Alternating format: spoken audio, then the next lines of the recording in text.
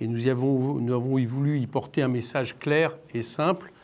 qui est d'ailleurs celui aujourd'hui de la diplomatie française, pour être clair, c'est celui d'un cessez-le-feu permanent et durable, qui est la seule chance de restaurer la paix à Gaza, mais la paix, j'allais dire, dans cette région que nous l'avons constaté, est très largement déséquilibrée par l'offensive israélienne sur Gaza. Nous avons été y dire, bien sûr, que ce cessez-le-feu doit être assorti de la libération des otages, mais aussi des prisonniers politiques palestiniens, à commencer par ceux qui sont détenus administrativement, et surtout que c'était la condition pour espérer non seulement l'arrêt du génocide ou du risque génocidaire en cours tel que l'a défini la Cour de justice internationale, on va y revenir dans ce que nous avons dit, mais aussi la seule chance pour que s'ouvrent des négociations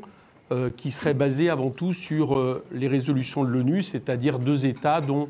un État correspondant aux frontières de 67 avec Jérusalem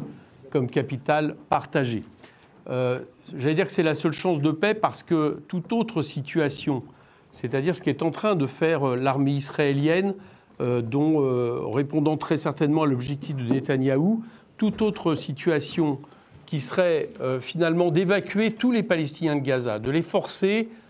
de les mettre dans une situation où ils n'ont plus que le choix entre mourir et partir, avec la possibilité, le risque d'une seconde Nakba, après le départ de nombreux Palestiniens au XXe siècle vers la Jordanie. Ces solutions seraient absolument terribles pour tout le monde. Elles seraient terribles évidemment pour les Palestiniens, mais elles seraient terribles aussi pour tous les peuples de la région. Et à terme, j'en suis certain, parce qu'on ne peut pas comme ça être en guerre avec tous ses voisins et être dans une situation de pays colonisateur, elles seraient terribles pour les Israéliens. Donc ce n'est pas non plus l'intérêt des Israéliens. Voilà ce que nous avons